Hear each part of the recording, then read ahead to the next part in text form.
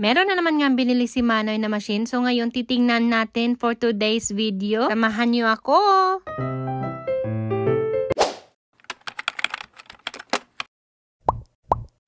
Magandang araw! Natutuwa talaga ako sa inyo at madaming natutuwa sa ating last mini vlog. So ayan na naman nga tayo ulit. Naghahanda na po kami para ihatid si Pia sa school. Everyday po 8:30 kami umaalis ng umaga papunta sa school ni Pia. Mga 20 minutes away lang. At nakakagulat nga yung weather ngayon kasi September na, dapat magsa-summer time na pero umaabot pa rin ng minus kada umaga at gabi. Kaya sa nakikita nyo naman ang ayos ko ngayon ay panglamig talaga kasi sobra po talagang lamig. Nasa minus 2 ngayong umaga. During the day, umaabot ng mga below 20 degrees lang po. At ngayon, nag-aayos na ako ng buhok ko. Ang tagal talaga masuklay itong buhok ko na to. Napakakapal. Kailangan ko na talaga magka-bonus para meron naman akong pang-reband para mabilis na suklayin yung aking buhok. Kailan kaya magkaka-bonus dito? Nako, dito po sa Australia, walang tinatawag na 13-month pay. Hihingi na lang ako kay Manoy. Total, doon naman kayo magaling eh. Yung i-judge ako kasi mukhang pera ako.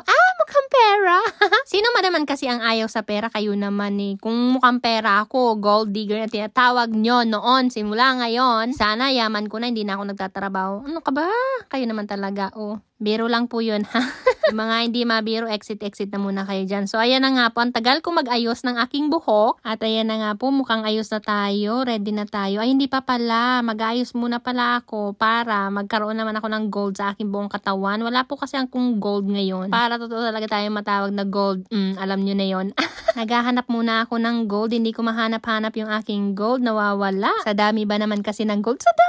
Ang etches mo talaga. Hindi tuloy mahanap-hanap yung gustong suotin ngayon. Ay, nahanap ko na pala. So, ito na nga po iyon. Papakita ko sa inyo. Lalagay ko muna yung aking earrings para naman matawag tayong mayaman kahit hindi naman. Siyempre, kailangan natin sa buhay yung magpainggit. Ay, magpainggit! No? Wala naman naiinggit sa akin. Ang ibig kong sabihin, yung makita man lang tayo na meron tayong gold at maganda tayo sa panangin ng iba, 'di ba? Kahit papaano eh nagpapaganda tayo kahit meron na tayong asawa, anak, nagpapaganda pa rin tayo. Kasi halos karamihan ng mga kababaihan mas inuunan talaga nila yung pamilya nila kaysa sarili nila. At isa na po ako doon. Kaya habang meron tayong mga gamit na nandiyan sa bahay, suotin natin. Pwede yung kaldero nga, suotin natin din eh.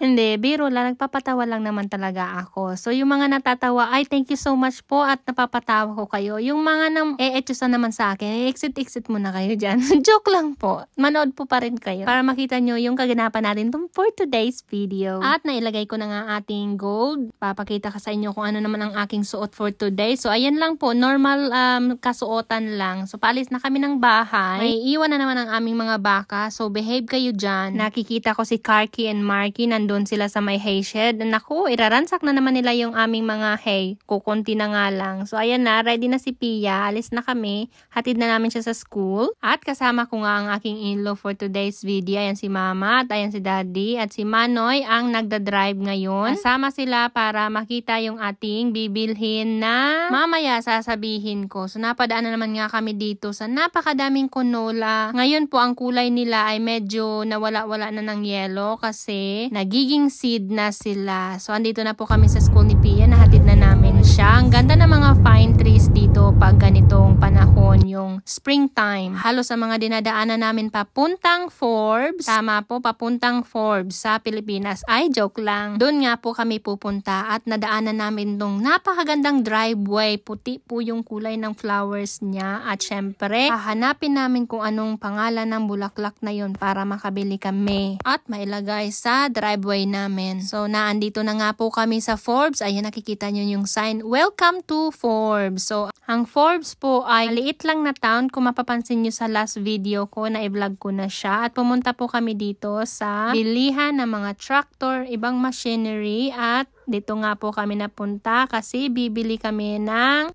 ito. Yan po ang bibilin namin. Yan po ang tinatawag na 3x3 big balls. Meron na po yung asawa ko the last time pero naibenta niya kasi hindi na niya masyadong ginagamit. Ngayon, kukuha na naman siya. Second hand na po yan pero maganda pa ang takbo niya. At konti lang naman po ang gagawin niya so kaya ito na lang yung binili niya para save budget na rin. Mura lang nga po yung nabili niya kaya kinuha niya agad para naman papaano ipangkain ng mga baka maibaw niya dyan. Kaya ako naman tong sinagmamarunong, kala mo naman alam ang ginagawa ko. Ayan po, makiat ako dyan para matingnan naman yung mga bits and pieces kung okay naman po. Okay naman po siya. So after nga pong pumunta kami dyan para makita at mabayaran ng asawa ko, pumunta ulit kami ng Bunnings. Ayan, alam nyo na ang Bunnings dito. Dito ka lang naman makakabili ng mga hardware at yung mga pang garden at kung ano pang mga pwedeng gawin para sa bahay o building. Ayan nga, at nakapagbili tayo ng mga flowers at more veggies. At na-mention ko nga na nag-2 dito. So, yung iba pong mga veggie na tinanim ko ay na-frozen po siya. So, namatay po sila. Kaya bibili ulit tayo.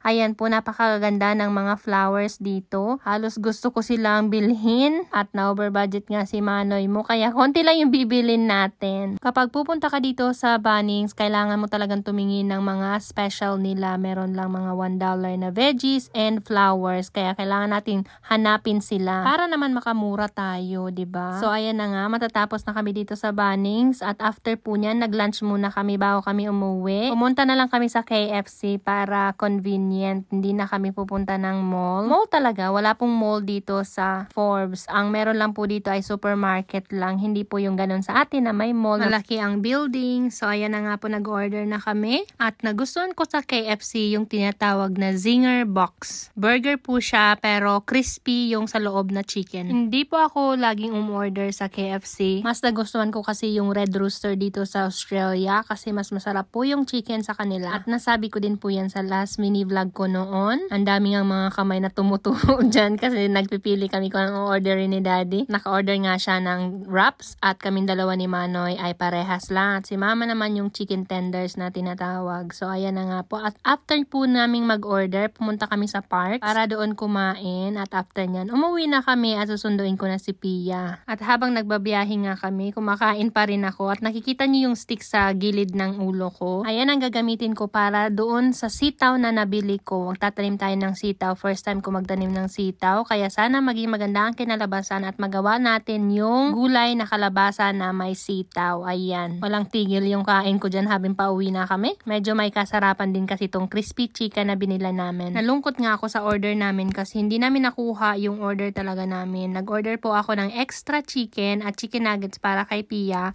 Hindi po namin na-receive yun. Hindi na kami bumalik kasi ang layo na namin. So next time talaga pag order kami ay titingnan namin yung order namin. Kasi sayang din yun, binayaran din namin. So ayan na nga, pauwi na kami, malapit na kami sa bahay at nakita namin tong tractor na to. Dito po sa Australia, kailangan mo mag-giveaway pag meron ka nakikitang ganito dito sa daan. Ina lang po yung patakbo nila kaya medyo patient din. Minsan wala akong patient eh. Wala tayong choice kaya kailangan nating antayin. So malapit lang naman siya. Papasok na siya dito sa may left na gate. At ayan na po, nakauwi na kami. Hanggang dito na lang po ang ating mini vlog. Thank you for watching po. See you next time. Bye bye!